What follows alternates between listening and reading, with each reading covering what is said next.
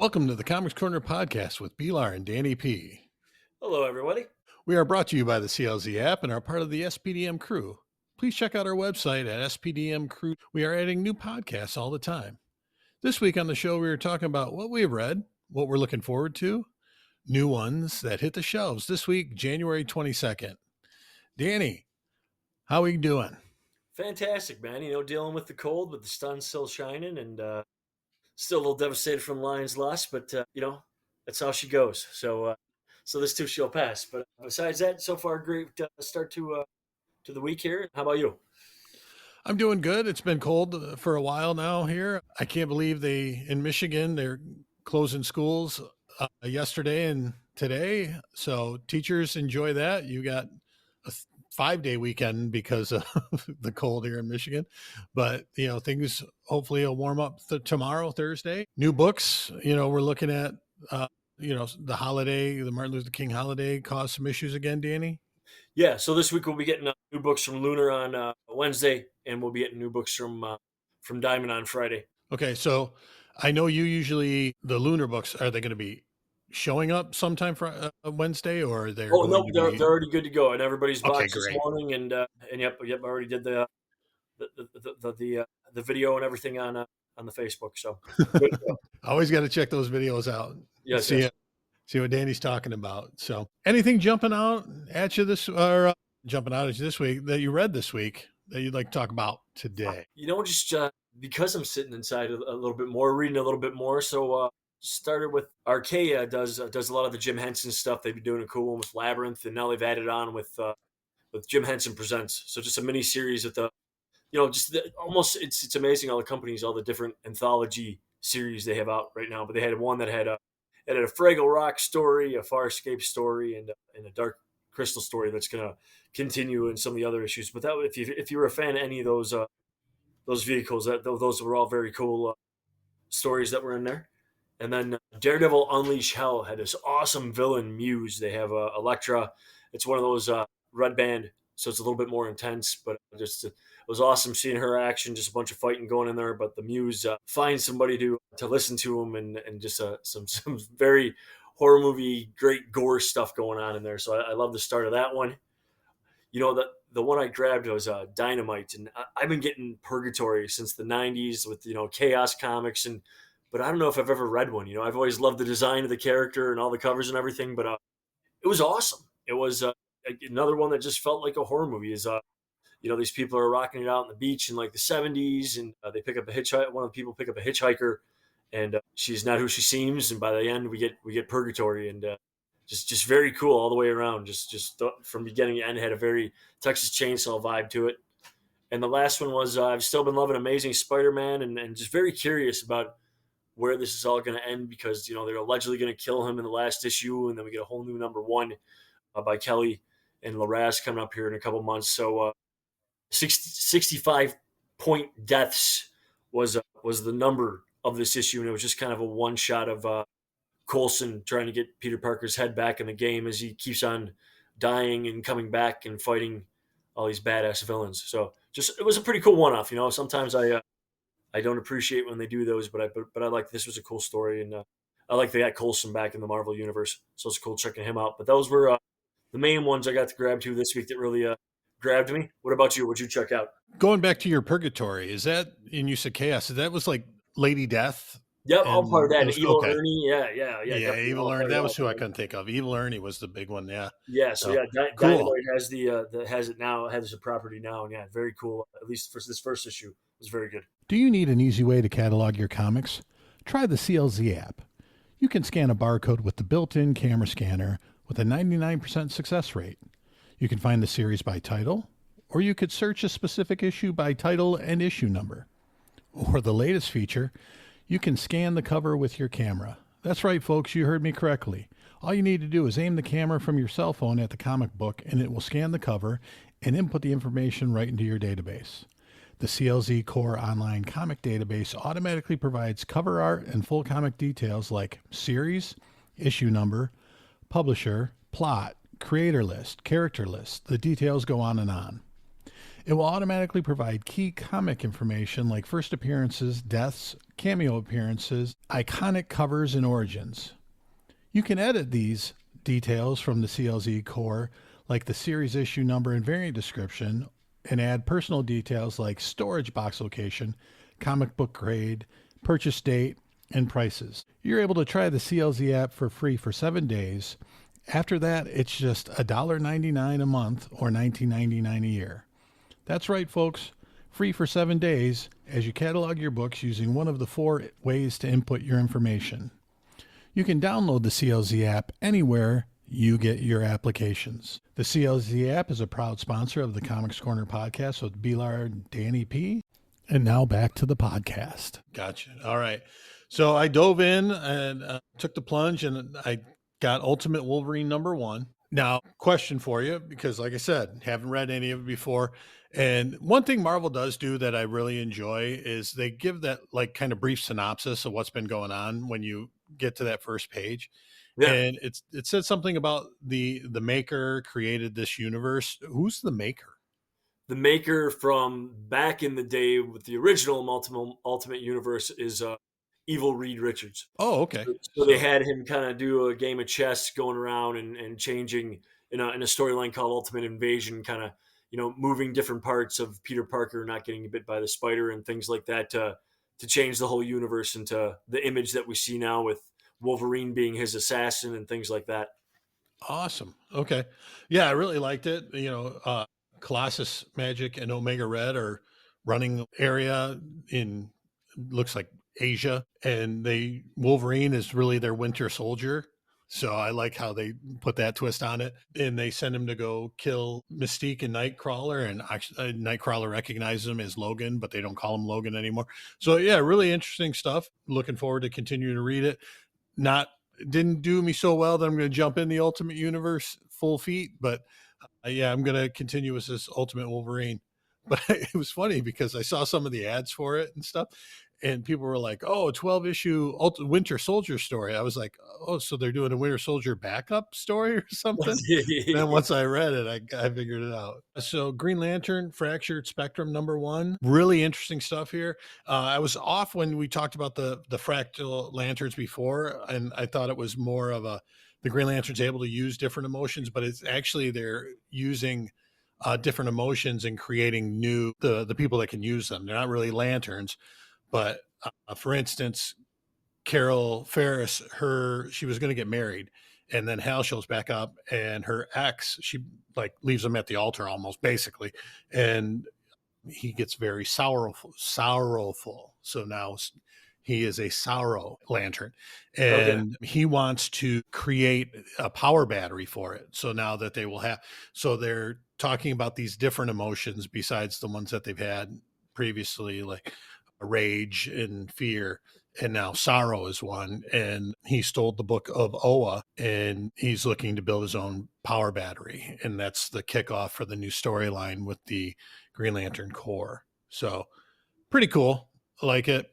I like where it's going. Artist for it was great. I can't not coming to my right now, but the artwork for that issue was really good. So pretty happy there. Also read G.I. Joe #3. We got Clutch is alive. He infiltrated Cobra. We got Cobra's trying to kidnap a doctor with brainwave technology, and I'm like, Dr. Mindbender, but they called him Dr. Viper. So, but yeah, the Crimson Guards trying to kidnap him, and Duke, Baroness, and Risk show up to save them. And we got a last panel with Zaymot and Tomac showing up. So love those twins from back in the day in the cartoon. So pretty cool. And then Lara Kinney, Wolverine #2. Daredevil and Wolverine are trying to stop a bombing at the anti-heroes rally in New York City. The kicker is the bomb is a mutant from Logan's past, and his mutant ability is to explode. So got a lot of things going on in that issue. They had the obligatory Daredevil Wolverine chick fight, which was pretty cool. And it still boggles my mind. Luke Cage is the mayor of New York, but they were the protest had to do with the anti-heroes, and he repealed some legislature against superheroes. So they were trying to get him to stop the rally, and he was like, hey, I can't, people are allowed to protest even against me. And So it was pretty interesting. I'm liking where they're going with that. Yeah, and that's cool because they actually brought that up in that Daredevil Unleash Hell too. So it's cool when they kind of push Oh, the okay. continuity like that. So yeah, they brought up that very scene. So Yeah, and I wasn't reading when they had Elektra become Daredevil. So it's one of those. I'm just going to have to go to Wikipedia and read about it, or get a trade paperback at some point. But Daredevil 25. They had it that Murdoch went to jail and that she took over. Was okay. pretty much the easy way to say it. The short version. Yes. But yeah, Elektra's always been a favorite character of mine. I think I'm the one guy who liked the Elektra movie. So what are you looking forward to this week, Danny? The list was a little bit shorter this week, but a couple Marvel ones. The Straczynski, you were saying that I didn't realize that this is actually going to be a couple one-offs, but he's doing a couple of interesting crossovers. So the first one's Doctor Doom and Rocket Raccoon, and for some reason Doom goes to Rocket for help, and that's the start of a story I'm sure they're going to come back to. I really like that TVA #1. They brought in a little bit of the Loki television show and its own thing in the comic book, and this has Gambit and Spider-Gwen running around, and they're bringing Son of Satan into it. So I really liked that they kind of had deep cuts there with some of the different characters they had in there. You don't see Son of Satan all that much. And Wolverine Revenge, we finally get the next one of that. I enjoyed the first three of that. So that's been really cool. Capullo's art and just great storytelling. And we finally get #4. And the last one was a new one from Massive, which Pinup Apocalypse, which is it's supposed to take place in the 1950s with kind of sci-fi horror tropes of two pinup girls taking on zombies and aliens. And pinup girls, zombies, and aliens, you got me every time. So I was excited. That has some great covers, and it looks like it's going to be a pretty cool read. But those are the ones that definitely grabbed my eye. What'd you see? Yeah, the going back to the Doctor Doom Rocket Raccoon, I saw it's going to be 6 issues, and it's J. Michael Straczynski's writing. I don't know if they're doing a different artist every time. I think this is this Gary Frank is doing the Doctor Doom Rocket? That would be awesome. It is incredible artist. I know he's doing. I saw one of the covers, but not sure. Yes. But yeah, I saw they're doing like Volstagg and Captain America, and then this one, and I'm not sure the other team ups, but they're team ups that you wouldn't expect. Yeah, absolutely. So, yeah, that's something to look forward to. And that guy Straczynski, what a writer, man! The stuff he's done. So G.I. Joe, I know I talked about the Energon Universe G.I. Joe, but I decided to start reading the G.I. Joe Real American Hero also, and issue 313 is coming out. We got a Destro versus Cobra Commander for the right to lead Cobra. Larry Hamm has obviously written the book for 300 issues, and he continues to write strong stories. Black Canary, Best of the Best, #3. This is round 3. Here we go. This has been another Tom King classic story. He's just such a good writer. And he's not only dealing with, what's in front of us with the fight between Shiva and Canary, but dealing with her relationship with her mother. Her mother has cancer. She's gone to her to help her train her to fight Shiva, and just what she's putting her through. And the Dark Knight shows up to talk to her before the fight with Shiva. I'm guessing to try and talk her out of it. But Black Canary's a hard-headed woman, so that's not going to happen. Ask Oliver Queen. And a Power Rangers Prime #3. Dan, I think you actually recommended #1 when it first came out. And I, jumped on it. My buddy of mine, Mike Wilden, he is a big Power Rangers fan. So I kind of started reading it in honor of Mike. And it's been so good. Wow. The story's been good. It's developing really well. They're changing the Rangers. We haven't seen very much of them yet, and they're going to bring in some ones from different groups. I'm feeling Rita Repulsa has shown up and does not look like the repeat Rita Repulsa that we've seen in the past. But this issue, they head to a museum that's filled with Ranger artifacts, looking for some things, and Rita Repulsa shows up there. And they're already releasing, I think, a 3rd print of #1 is supposed to come out, a 2nd print of #2, and the publisher sold out of issue 3, and they're talking about a 2nd print for #3. So people have been enjoying the book. So new #1s for the week. Not a big list. So Keen Spot is doing Papa Duke #1.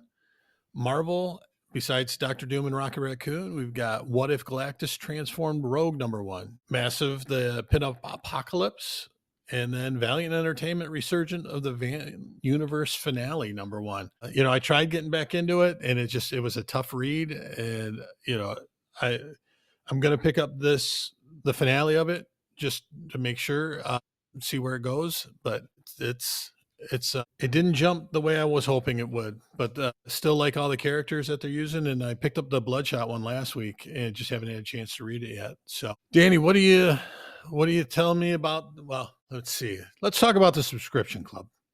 That's what I meant. As always, we do every week. You got to come with a different way to ask, right?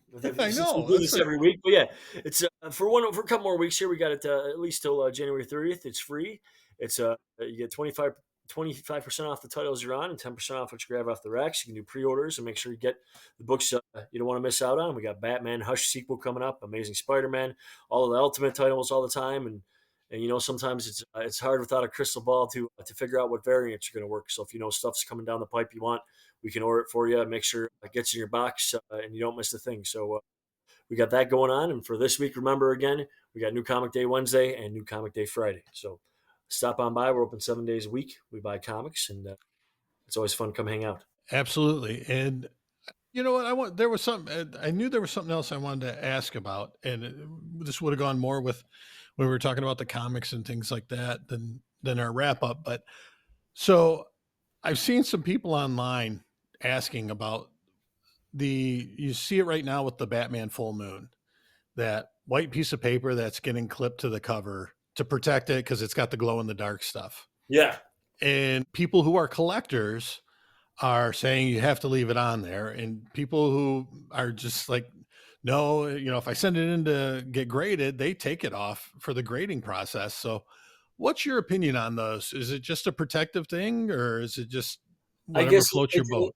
It depends what you're doing with the comic book. If you're a reader and you're just keeping it for your own personal collection and you look at them, I think it's all right to take it off, especially if you're going to bag and board it, because the whole reason for that is to protect it, But yeah, if you're a guy who sends things in, or gal that sends things in, I'd keep it on there. That's at the store.